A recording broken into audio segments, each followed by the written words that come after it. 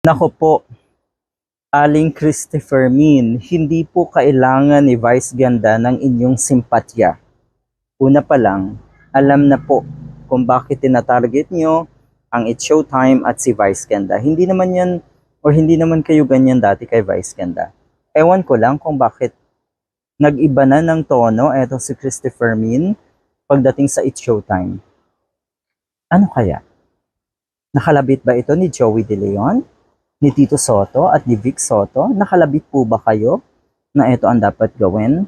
Naku, halatang halata naman po kayo, Christopher Min. Hindi po kayo ganyan kay Vice Ganda dati. Siguro may ilang patama, diba? Pero yung pati It's Showtime ay idadamay nyo na or titirahin nyo na ng todo, hindi na maganda. Halatang halata na po kayo. Yung mga ganitong gawain, yan po ay para lang sa mga desperadong tao. Kumakapit. 'Di ba? Ang balita ko kasi maraming bumubulong sa atin na isa nga ito, kasama ito doon sa grupo ng mga vloggers. Anyway, hindi naman talaga vlogger eto si Christopher Min, pero yun nga, ano ba naman, kung siya ang leader doon, ano ho, pero yun nga, meron pong grupo na kuno ay tinatawag na TVJ Defenders. Defenders, okay naman, 'di ba? Kung ako ay tinagurian ko no nila na It's Showtime Defender, walang problema. Dinedepensahan ko lang naman yung It's Showtime at naniniwala akong tama sila. Kaya madali ang posibleng gawin ko na depensa, 'di ba? Pero sa kanila kasi hindi naman talaga dumedepensa or hindi naman talaga nila dinedepensahan ang TVJ, kundi naghahanap ng butas ng It's Showtime at lalong-lalo na po ng Eat Bulaga. Wala akong pakialam sa Eat Bulaga. Okay, pero yun nga, balikan natin sa It's Showtime. Yun po ang target na itong mga to.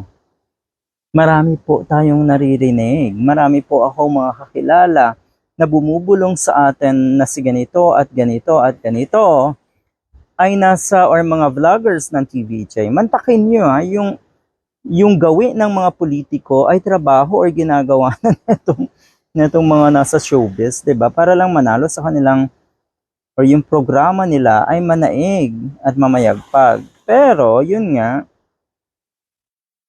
sa buong bansa, sa mga ratings na lumalabas, rural and urban ratings, wala pong panama yung EAT. Talagang napakalayo ng agwat ng It's Showtime. Alright? Yung pagdepensa nyo na kuno ay binabalanran nyo yung ratings sa rural area or sa urban area lang, actually, hindi rin yun pagdepensa eh. Ang pagdepensa po kasi dapat yung tama. Yung tamang ginawa nila ang dapat nyong depensahan. Pero pag mali na po, hindi na po kadepensa yon. At kung pipilitin yung depensahan yung pagkakamali ng inyong mga idolo, ay Diyos ko, mahihirapan kayo. Okay? Mahihirapan po kayo. Eto, ulitin ko ha, hindi po kailangan ni Vice Ganda at ng It's Showtime ang simpatya ng isang Christopher Min. Dahil unang-una, kitang-kita na po kung bakit nyo tinitira ang It's Showtime at si Vice Ganda. Alam na po yan ng taong bayan.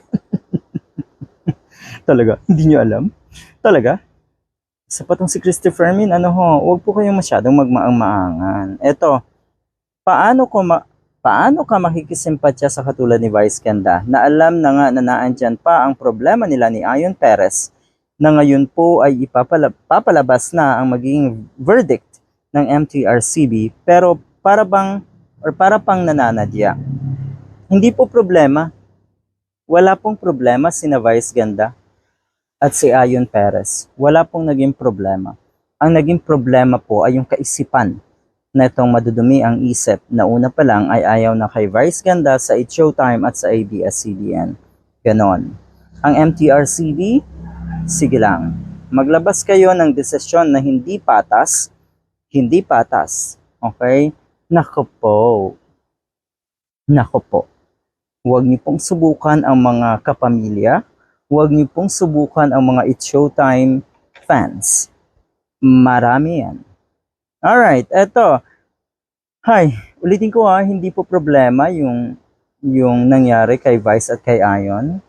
Ang problema po ay yung kaisipan ninyo sa pamumuno po na si Christopher Min. Alright? Yun, lalabas na ang hatol ng MTRCB, abangan natin. Pero yun nga, naniniwala tayo na kahit papano ay tuwid naman ang pag-iisip ng mga nasa MTRCB. So alam nila ang tama at alam nila ang mali. Okay.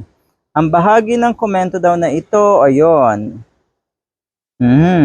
Sabi dito, sa patuloy na nasasabi umano ng ilang mga It's Showtime host, kabilang pa rin si Vice Ganda.